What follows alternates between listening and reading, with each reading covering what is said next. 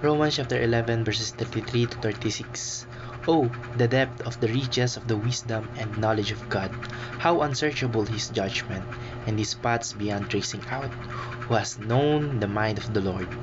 Or who has been his counselor? Who has ever given to God that God should repay them? For from him, and through him, and for him are all things, to him be the glory forever. Amen.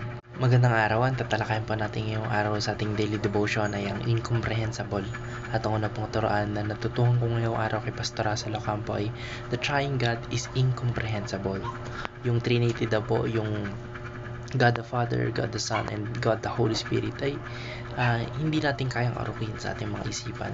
Ito ay sobrang complicated na kahit tayo mga tao ay hindi natin maunawaan kasi i-connect natin ito sa ating realms, which is the human realms, dahil yun lang yung kaya nating maarok, yung kaya nating maisip o ma-imagine, pero hindi po yung kapangyarihan po ng ating Panginoon ay sobrang complicated, sobrang makapangyarihan at kayang gawin lahat na ginawa niyang posible yung imposible.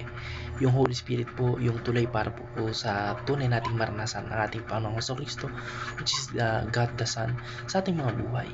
Siya po yung nagbibigay ng liwanag, o yung Holy Spirit yung nagbibigay ng liwanag sa atin tuwing nagbabasa po tayo ng Biblia. Siya po yung nagbibigay ng conviction kapag tayo po ay naliligaw, at siya rin po yung nagpaparamdam ng pagmamahal ng ating Panginoong Kristo. Parang siya po yung communicator o tagapamagitan ng relasyon natin sa ating Panginoong Kristo, yung God the Holy Spirit and God the Son. Kaya sino man po yung nakakaabot sa kaisipan nating Panginoon Diyos, wala po siyang kinukonsulta o kailangan tanungin. Siya po yung pinagmula ng lahat, the Alpha and the Beta. Lahat ng kaalaman at ng karunungan dito sa mundo ay galing sa Kanya. So kahit alam natin na iisa yung Diyos, pero nagpapakilala, o kahit sa Biblia mababasa natin ito, o pag inaral natin ng mas malalim yung Biblia, mas malala o mas maano natin sa ating mga isipan at sa ating mga sarili na sila bilang tatlo na persona, yung Ama, yung Anak at yung Espiritu Santo, ay nag-i-exist talaga. Hindi itong madaling intindihin gamit po yung logic natin mga tao, kasi nga hindi natin kayang tawag dito, maarok, dahil nga po sa ating logic, yung human logic, hindi napasok doon yung Trinity, which is God the Father and God the Son and God the Holy Spirit, kahit na itinuturo sa atin yung iisa lang yung Diyos. Pero yes, iisa lang ang Diyos. May tatlong persona, three distinct persona, which is the Father, the Son, and the Holy Spirit, but all into one essence of being God. Kaya kahit hindi po ito sakop ng ating logic, kailangan po nating tanggapin na may bahagi ng kanyang pagkatao na hindi natin kayang ma-imagine, hindi natin kayang mapasok sa ating mga logic. Ang natutuhan ko lang po sa pangalawang katuruan ni Pastor Russell Ocampo ay the Father reveals Himself through Christ. Kahit hindi po natin lubos na nauunawaan yung ating Panginoon Diyos, hindi po ibig sabihin nun na hindi po siya nagpapakilala sa atin. Lahat po ay nagmumula sa ating Panginoon Diyos sa pamamagitan niya at para sa Kanya. Lahat ng ating ginagawa ay dapat na sa Kanyang ika-glorify o sa kaluwalhatian niya.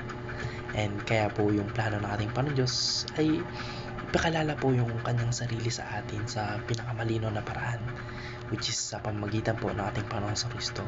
Ang ating Panginoon sa Kristo po yung larawan ng ating Panginoon Diyos na hindi natin nakikita.